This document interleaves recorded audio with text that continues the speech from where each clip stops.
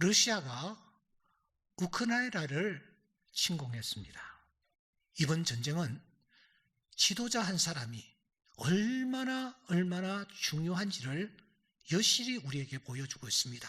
그 공동체가 가정이라는 조그마한 공동체이든지 국가라는 큰 공동체이든지 불문하고 그 공동체를 이끄는 지도자가 어떤 생각을 가지고 있느냐, 어떤 철학을 가지고 있느냐, 어떤 비전을 가지고 있느냐에 따라 그 공동체는 살아나기도 하고 그 공동체는 사그라들기도 하는 것입니다. 그야말로 명운이 결정되는 것입니다. 그래서 성경은 이 지도자 한 사람의 중요성에 대해서 계속하여 말합니다. 그런즉 한 범죄로 말미암아 많은 사람이 정죄에 이른 것 같이 한 의로운 행위로 말미암아 많은 사람이 의롭다 하심을 받아 생명에 이르렀느니라. 한 사람이 순종하지 아니함으로 많은 사람이 죄인 된 것 같이 한 사람이 순종하심으로 많은 사람이 의인이 되리라. 한 사람의 중요성을 계속해서 강조하고 있는 것입니다. 기드온 시대에 있었던 일입니다. 당시 이스라엘의 사정은 말이 아니었습니다. 국력은 쇠할 대로 쇠하였습니다. 그러니 이웃에 있던 미디안이라는 나라와 아말렉이라는 나라가 마치 자기 집 전화 드나들듯이 국경을 침입하여 전쟁을 일으키곤 했습니다. 하지만 이스라엘은 변변한 지도자, 구심점이 없었습니다. 그래서 계속 당하고만 있었던 것입니다. 바로 그때 하나님께서 기드온이라는 사람을 사사로 지명하십니다. 이 기드온이 지도자가 되었을 때 이스라엘은 어떠했습니까? 8장 28절에 보면 미디안이 이스라엘 자손 앞에서 복종했습니다. 다시는 그 머리를 들지 못했습니다. 기드온이 사는 날 동안 40년 동안 그가 사사로 있었는데 그 땅이 평온하였더라고 했습니다. 주변의 강국들이 기드온이 다스리는 이 이스라엘을 넘보지 못했습니다. 머리를 들지 못했습니다. 그만큼 기드온은 역량 있게 이 이스라엘 땅을 잘 지도해 나갔던 것입니다. 그리고 그가 세상을 떠납니다. 바로 그때에 왕의 자리를 놓고 사사의 자리를 놓고 흑심을 품고 있는 자가 있었습니다. 바로 기드온의 아들 중에 한 사람인 아비멜렉이라는 자였습니다. 아비멜렉은 출신이 세겜 출신인 첩의 소생이었습니다. 기드온에게 첩이 있었습니다. 첩의 소생이었습니다. 그런데 그는 첩의 소생이 문제가 아니라 애당초 그는 그릇이 아니었습니다. 그럼에도 불구하고 그는 야심을 품고 기드온의 뒤를 이어서 그가 이스라엘의 사사가 되리라고 다짐을 했습니다. 그래서 그는 작업을 시작합니다. 사사기서 9장 2절과 3절에 보면은 세겜 사람들아 들으라. 나는 너희와 한 고륙임을 기억해라. 내가 여러분들과 같은 지역이야. 내가 여러분들과 같은 지역일 뿐만 아니라 한 피를 나누고 있는 한 고륙이야. 얼마나 우리가 가까운 사이인지 너희들이 기억을 하라고 합니다. 그러니까 세겜 사람들이 혹했습니다. 아하, 우리 출신이네? 우리 지역이네? 한 핏줄이네? 그러면서 이 아비멜렉이 9장 4절 말씀에 보시면 그것으로 방탕하고 경박한 사람들을 사서 자기를 따르게 하고 새를 규합하기 시작합니다. 그것도 될 만한 그릇을 규합하는 것이 아니라 뇌물을 받아서는 그 돈으로 방탕하고 경박한 사람들을 돈을 주고 사는 것입니다. 그래서 자기를 따르게 하면서 세력을 규합해 나가기 시작합니다. 한 사람도 제대로 된 인물이 없습니다. 깡패들입니다. 도적들입니다. 이들을 규합해 가지고서는 군대를 만들고 자기를 따르게 하고 세를 과시하는 이런 일들을 진행했습니다. 여기서 끝나지를 않습니다. 그는 앞으로 이 자리를 넘볼 수 있는 가능성이 있는 자들을 이 기드온의 아들들이라고 보았습니다. 그래서 그가 어떻게 합니까? 자기 형제 70명을 한 바위 위에서 죽여버립니다. 자기를 따르는 이 경박한 이 깡패들을 동원해 가지고 기드온의 아들들 70명, 이 사람들을 전부 한 바위 위에서 여러분 쳐 죽여버립니다. 상상해 보십시오. 얼마나 처참하고 비참한 현장이었겠습니까? 아비멜렉은 분명히 지금 잘못된 길을 걸어가고 있고 잘못된 행위를 하고 있는 것입니다. 그런데 그 모습을 바라본 세겜 사람들은 단지 자신들과 똑같은 혈연이라는 이유로, 같은 지역에서 성장한 같은 지연이라는 이유로 이런 아비멜렉을 용납합니다. 오히려 크게 칭찬하며 박수를 보냅니다. 이야, 추진력이 대단하구나. 담력이 대단하구나. 결단력을 가졌구나. 이런 논리로 이들이 아비멜렉을 따르는 것입니다. 아비멜렉을 따를 뿐만 아니라 이 아비멜렉을 왕으로 옹립하기까지 합니다. 9장 6절 말씀에 보시면 세겜의 모든 사람과 밀로 모든 족속이 모여서 세겜에 있는 상수리 나무 기둥 곁에서 아비멜렉을 왕으로 삼으니라고 했습니다. 지금 이 시대는 사사시대입니다. 왕이 다스리던 시대가 아닙니다. 왕과 사사의 차이는 무엇입니까? 하나님이 왕이 되셔서 사사를 통해 이스라엘을 통치하는 것이 사사시대입니다.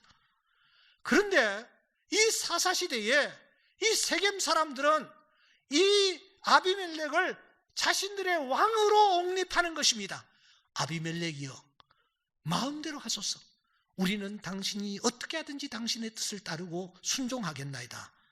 이런 의지의 표현으로 아비멜렉을 왕으로 세우는 것입니다. 오늘 성경은 아비멜렉에게 책임을 묻고 있는 말씀이 아니고 아비멜렉을 왕으로 세웠던 세겜 사람들을 향한 말씀입니다.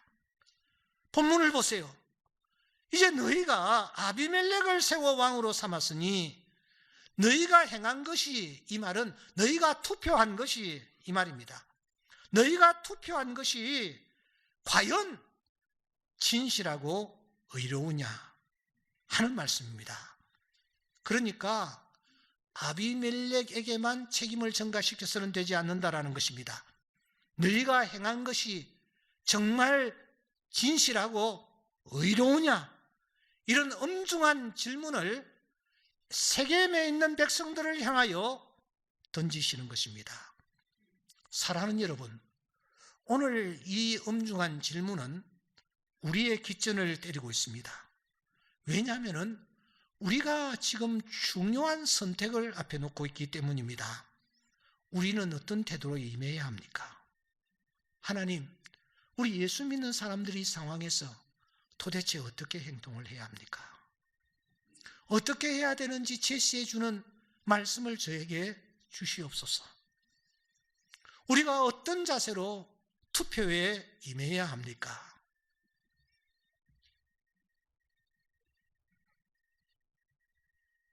그때 성령께서 보여주신 것이 있었습니다. 그것은 이것입니다. 2000년 전 나사렛 예수라는 자를 놓고 온 유대가 큰 혼란에 빠집니다. 아니, 호불호로 쫙 갈렸습니다. 북쪽 저 갈릴리 이쪽에 있는 사람들은 대체적으로 예수에 대해서 호의적이었습니다. 하지만 저 남쪽 예루살렘에 위치한 유대 쪽은 예수에 대해서 대단히 적대적이었습니다.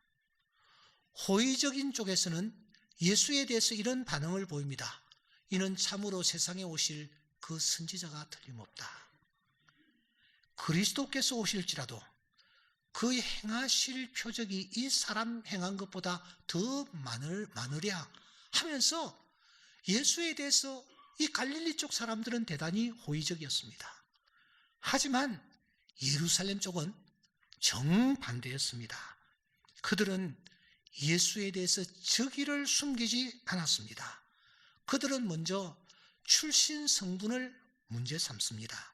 마태복음 13장 55절에 보시면 목수의 아들 아니냐, 그 어머니를 잃고 동생들 다 잃은 사람들이 아니냐 하면서 이 출신 성분, 목수의 아들이라는 것을 그들은 발목 잡았습니다. 또한 이들은 출신지를 문제 삼았습니다. 그들은 말합니다. 그리스도가 어찌 갈릴리에서 나오겠느냐? 나사렛에서 무슨 선한 것이 날 수 있느냐? 출신지를 그들은 문제 삼았습니다. 더 나아가 이들은 학력까지도 문제를 삼습니다. 이 사람은 배우지 아니하였거늘 어떻게 글을 아느냐? 이렇게 예수에 대해서 밉게 보니 이들은 출신지, 그리고 성분, 그리고 학력 이런 것들을 가지고 예수를 비토하기 시작했던 것입니다. 이 모든 게 다 마음에 들지 않았습니다. 그래서 이들은 조직적으로 예수에 대하여 악성 유언비어를 퍼뜨리기 시작했습니다. 요한복음 7장 20절에 보면은 무리가 대답하되 당신은 귀신이 들렸도다. 귀신이 들렸답니다. 정상이 아니라는 거예요. 이 사람은 귀신이 들린 사람이다라는 것입니다. 그러면서 이들은 여기에서 그치지 않냐고 그 예수를 죽이려고 모의를 합니다. 바리새인들이 나가서 헤롯 당과 함께 어떻게 하여 예수를 죽일까 의논을 했습니다. 이 정도로 여러분, 예수를 놓고 한쪽은 그래도 긍정적으로, 호의적으로, 한쪽은 적극적으로 반대하면서 첨예하게 대립을 한 것입니다. 바로 이때에 그 현장에 등장하는 사람이 하나 있습니다. 누군지 아십니까? 니고데모라는 사람이 등장합니다. 그런데 바리새인 중에 니고데모라는 사람이 있으니 유대인의 지도자라. 이 사람은 유대 출신이었습니다. 그래서 예루살렘에 살고 있었습니다. 이 사람은 사내들인 공회의 한 사람이었습니다. 지금으로 치면 국회의원입니다. 여기에 바리새파라고 말했습니다. 권력의 물질까지도 넉넉했습니다. 그렇다면 여러분, 이 사람은 자연스럽게 어느 파에 소속되어 있겠습니까? 예수에 대해서 호의적인 그룹입니까? 예수에 대해서 아주 적대적인 그룹입니까? 어느 쪽에 더 가까울까요? 갈릴리 쪽일까요? 아니면은 예루살렘 쪽일까요? 당연히 예루살렘 쪽입니다. 그는 그곳에서 성장을 했습니다. 그곳에서 출세를 했습니다. 바리새파에까지 속했습니다. 그러니까 이 사람은 그쪽 그룹에서도 골수분자입니다. 중심 세력 중에 한 사람이었습니다. 그러므로 이 사람은 당연히 예수에 대해서 적대적이어야만 했습니다. 그런데 그가 어떻게 처신을 합니까? 흥미롭게도 이 니고데모를 소개할 때마다 항상 에크라는 그런 전치사를 따라 붙입니다. 그를 소개할 때마다 에크라고 합니다. 에크라는 이 전치사는 중간에서 빠져나온다, 중심부에서 몸을 뺀다, 이런 뜻을 가지고 있습니다. 원천, 초석, 기원 중심으로부터 몸을 빼낸다라는 뜻입니다. 그러니까 지금 이 니고데모는 자기가 몸을 담고 있는 이 예루살렘이라는 중심부, 그 중심부는 예수에 대해서 적대적인 사람들이 몰려 있는 곳입니다. 예수에 대해서 유언비어를 만들어 퍼뜨리고 어떻게 하면 예수를 죽일까 의논하는 그 그룹입니다. 니고데모는 거기에서 중심 역할을 하고 있어야 마땅할 사람입니다.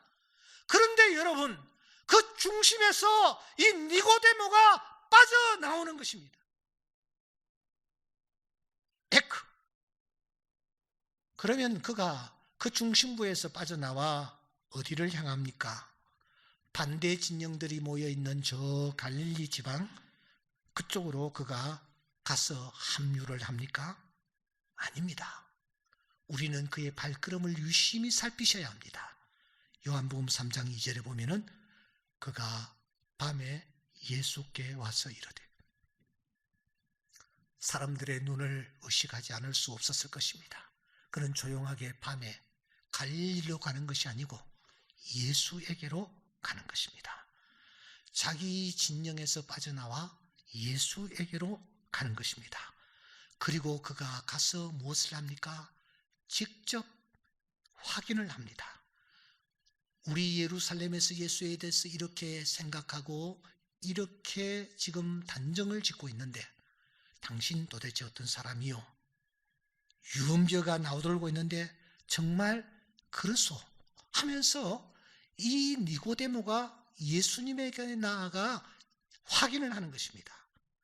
그리고 예수님을 만난 후에 그가 내린 결론이 무엇입니까? 요한복음 7장 50절과 51절에 보시면 니고데모가 그들에게 말하되, 우리 율법은 사람의 말을 듣고 그 행한 것을 알기 전에 심판하느냐? 여러분, 이게 무슨 말입니까? 예수님을 만나 예수님에 대해서 알아보지도 않고 미리 선입견을 가지고 판결을 다 해버리는 것입니다. 그때 니고데모가 말합니다. 우리 율법에 사람을 만나서 알아보고 확인해보고 그리고 난 뒤에 판단을 하라고 하지 않았느냐? 그런데 어떻게 당신네들은 사람의 말을 듣지도 않고 행한 것을 확인하기도 전에 심판부터 먼저 하느냐? 이렇게 지금 니고데모가 말을 하는 것입니다. 남쪽의 유대인들이, 남쪽에 있는 이 예수에 대해서 반대하는 이들이 지금 대단히 잘못하고 있다는 것을 그가 지적하는 것입니다. 그래서 그는 마지막 어떤 자세를 취합니까? 19장 39절에 보면은 이 니고데모가 여러분 바로 십자가 예수님이 돌아가신 현장에 등장하는 것입니다. 주님이 돌아가셨을 때 시체가 썩지 아니하도록 방부제 역할을 하는 모략과 침향 섞은 것을 넉넉하게 제공하여 예수님의 시신이 썩지 아니하도록 하는 일에 그가 기여를 하는 것입니다. 이 니고데모는 오히려 그 진영에서 빠져나와 예수님과 함께하는 그런 걸음을 남기는 것입니다. 여기에서 우리는 중요한 원리를 도출해낼 수 있습니다. 이 선거를 앞에 놓고 우리가 어떤 태도를 취해야 할 것인가? 예수 믿는 하나님의 자녀들이 어떤 태도를 취해야 할 것인가? 여러분, 중요한 원리를 우리가 여기서 확인할 수가 있습니다. 간단하게 말씀드리겠습니다. 제1원리가 있습니다. 한번 따라해 봅시다. 자기 진영에서 나오라. 한 번 더. 자기 진영에서 나오라. 이것이 성경이 우리에게 가르쳐주는 원리입니다. 주님은 우리에게 말씀하십니다. 내 백성아, 거기서 나와 그의 죄에 참여하지 말고 그가 받을 재앙들을 받지 말라.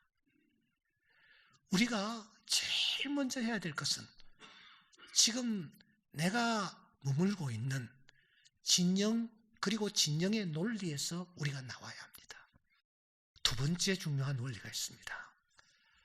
따라해 봅시다. 주님께로 나아가라. 주님께로 나아가라. 이것은 정말 얼마든지 강조해도 모자람이 없습니다. 우리가 나와서는 상대편으로 가는 게 아닙니다. 우리는 주님께로 나아가야 합니다. 우리는 믿지 않습니까? 하나님이 모든 것을 주관하시는 분이시다. 세우시는 분 하나님이시다. 패하시는 분도 하나님이시다. 그 하나님 앞에 우리가 나아가 엎드릴 때에 하나님께서 우리의 심령을 명료하게 해주셔서 우리가 행할 길을 가르쳐 주시는 것입니다. 반드시 답을 주시는 것입니다. 사랑하는 여러분, 하나님 앞으로 나아가시기를 바랍니다. 엎드리시기를 바랍니다. 대선을 앞에 놓고 여러분 얼마나 기도하셨습니까? 하나님 앞에 나아가서 엎드렸습니까? 주의 말씀을 사모했습니까? 이런 찬양이 있지 않습니까? 성령이 서성되셔서 진리를 가르치시니 거룩한 뜻을 깨달아 예수를 알게 하셔서 성령이 스승이 되셔서 진리를 가르쳐 주십니다. 빌립이 어디로 갈까 엎드렸을 때 가야 할 길을 가르쳐 주셨습니다. 여러분, 오늘 또 하나님은 우리가 하나님 앞에 나아가 엎드릴 때에 우리가 해야 할 일들을 가르쳐 주시는 분이심을 믿습니다. 이 주님 앞에 나아가는 은혜가 있기를 소원합니다. 마지막 정말 중요한 것 있습니다. 따라해 봅시다. 가르침대로 행하라. 가르침대로 행하라. 내 지금까지 생각과 고집 이것을 버리고 주님 앞에 나아가 주님이 가르쳐 주시는 대로 내가 행하는 것입니다. 누가복음 10장 37절에 보시면 가서 너도 이와 같이 하라 하시니라. 너도 이와 같이 하라. 골로새서 2장 7절에 보시면 교훈을 받은 대로 믿음에 굳게 서서 감사함을 넘치게 하라. 예수님을 만나기 위하여 동방박사들이 왔습니다. 예수님을 만나서 돌아가는데 성령께서 가르쳐 주십니다. 무엇을 가르쳐 주십니까? 마태복음 2장 12절에 보면은 다른 길로 가라 가르쳐 주셔요. 그래서 다른 길로 행하는 것입니다. 가르침을 받는 대로 행동에 옮겨야 합니다. 이 세 가지 원리는 오늘 중요한 선거를 앞에 놓고 있는 우리들이 어떤 태도로 임해야 할 것인지를 가르쳐주는 정말 귀중한 진리입니다. 우리는 본의 아니게 우리의 진영이 있습니다. 성향상 보수적인 기질이 있는 사람이 있고 진보적인 기질이 있는 사람이 있습니다. 우리는 태어나고 보니 내가 이 동네에서 태어났고 그래서 그 분위기에 내가 젖어서 그런 성향으로 내가 굳어져 있고 나는 저쪽 동네에 태어나다 보니 또 나도 모르게 그쪽 주변 사람들의 분위기, 말들에 내가 계속해서 이 요리가 되어서 내가 그런 사람으로 지금 되어 있습니다. 우리 모두가 각자 진영이 있습니다. 그 진영에서 나오셔야 합니다. 그리고 예수님에게로 나아가야 합니다. 그분이 길이요 진리요 생명이시기 때문입니다. 주님 앞에 나아갈 때 주님은 반드시 길이 되시고 진리가 되시고 생명이 되셔서 우리가 가야 할 길을 가르쳐 주실 줄 믿습니다. 그 주님이 가르쳐 주시는 대로 행할 때에 바로 그 길이 우리가 기뻐하시는 길이요 하나님이 기뻐하시는 길이요 하나님이 원하시는 길인 줄 믿습니다. 오늘 또 주님은 말씀하십니다. 너희가 행한 것이 과연 진실하고 의로우냐? 진실이라는 단어를 씁니다. 의라는 단어를 쓰고 있습니다. 이 단어는 인격과 가치관과 성품과 철학을 논할 때에 사용하는 단어입니다. 그렇다면 내 한 표가 그저 한 표가 아닙니다. 그 한 표 속에 내 인격과 내 성품과 내 철학이 고스란히 녹아 있습니다. 나의 모든 것이 다 표출되는 것이 바로 그 한 표라는 것입니다. 성령께서 다시 우리에게 물으십니다. 너희가 행한 것이 과연 진실하고 의로우냐? 이 질문에 답할 수 있는 우리 모두가 될 수 있기를 주의 이름으로 축원합니다.